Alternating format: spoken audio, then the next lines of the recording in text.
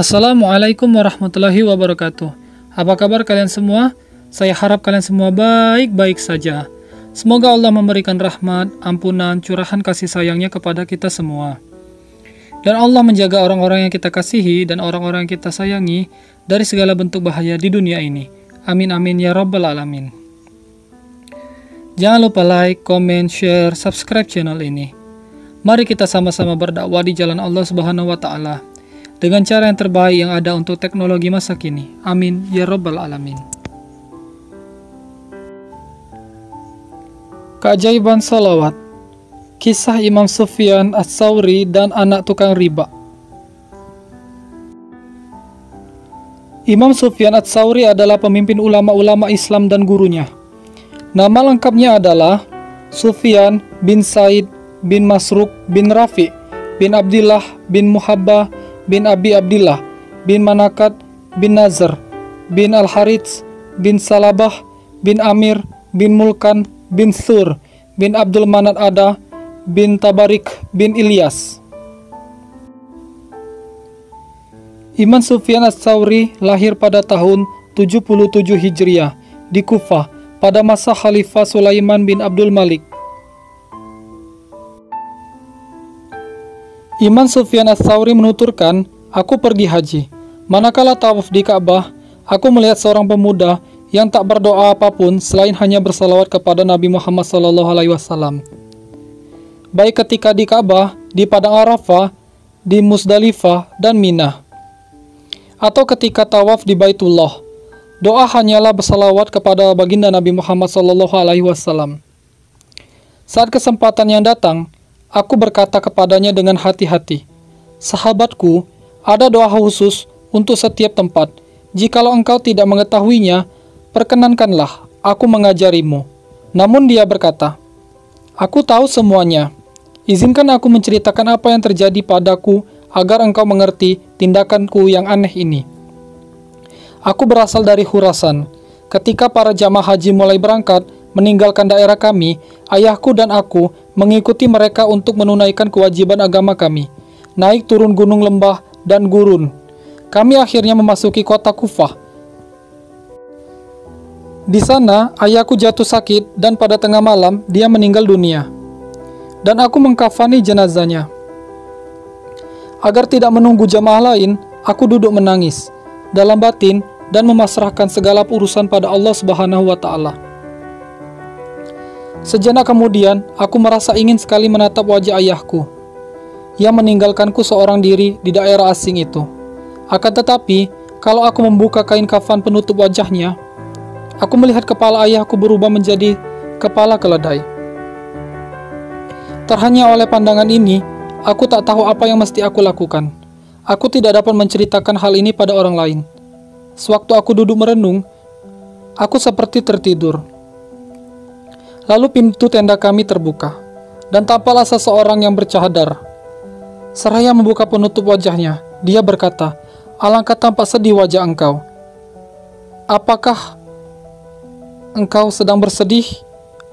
Ada apa gerangan?' Aku pun berkata, 'Tuan, yang menimpaku memang bukan sukacita, tapi aku tak boleh meratap supaya orang lain tak bersedih.' Lalu, orang asing itu mendekati jenazah ayahku, membuka kain kafannya, dan mengusap wajahnya.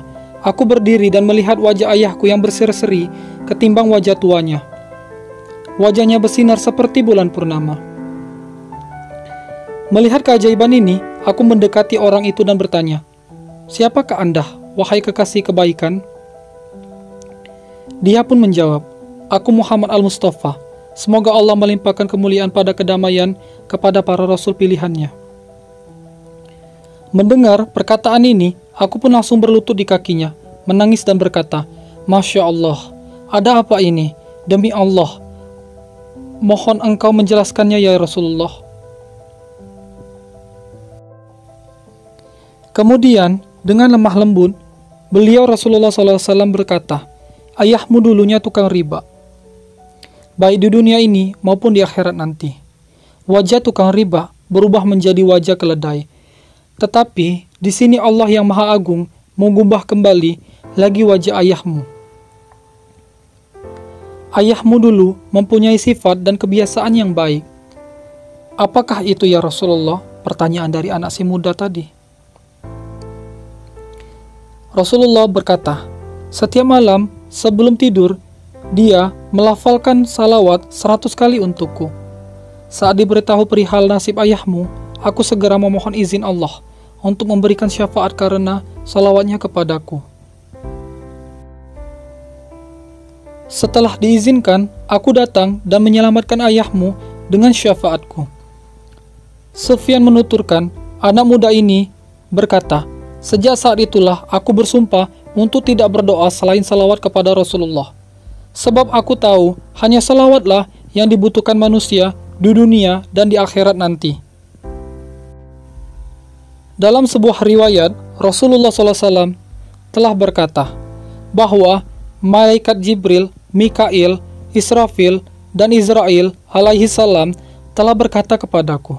Jibril alaihissalam berkata, wahai Rasulullah, siapa yang membaca salawat atasmu tiap-tiap hari sebanyak 10 kali, maka akan kubimbing tangannya dan akan kubawa dia melintasi titian seperti kilat menyambar. Berkata pula malaikat Mikail alaihissalam, mereka yang bersalawat atasmu akan aku beri mereka itu minum dari telagamu. Dan Israfil alaihissalam berkata pula, mereka yang bersalawat kepadamu, maka aku akan bersujud kepada Allah Subhanahu wa Ta'ala, dan aku tidak akan mengangkat kepalaku sehingga Allah Subhanahu wa Ta'ala mengampuni orang itu. Kemudian malaikat Israel alaihissalam pun berkata, bagi mereka yang bersalawat atasmu, akan aku cabut ruh mereka itu dengan selembut-lembutnya, seperti aku mencabut ruh para nabi. Bagaimana kita tidak suka cita kepada Rasulullah SAW, sementara para malaikat memberikan jaminan masing-masing untuk orang-orang yang bersalawat atas Rasulullah SAW. Sahabatku rahimahullah, dengan kisah ini dikemukakan di atas, semoga kita tidak akan lepas peluang untuk selalu bersalawat kepada pemimpin kita, cahaya dan pemberi syafaat kita, dunia dan akhirat, yaitu Nabi besar, Nabi agung, Nabi mulia, Rasulullah Muhammad SAW. Mudah-mudahan kita menjadi orang-orang yang kesayangan Allah Subhanahu wa Ta'ala, Rasulnya, dan para malaikatnya. Semoga salawat, salam, serta berkah senantiasa tercurah kehadiran Nabi kita, Rasul kita, cahaya kita, dan imam kita, Muhammad al-Mustafa SAW, beserta seluruh keluarga dan para sahabatnya beliau yang mengikutinya, dan seluruh kaum mukminin yang senantiasa untuk melazimkan bersalawat kepada beliau. Amin, amin, ya Rabbal Alamin.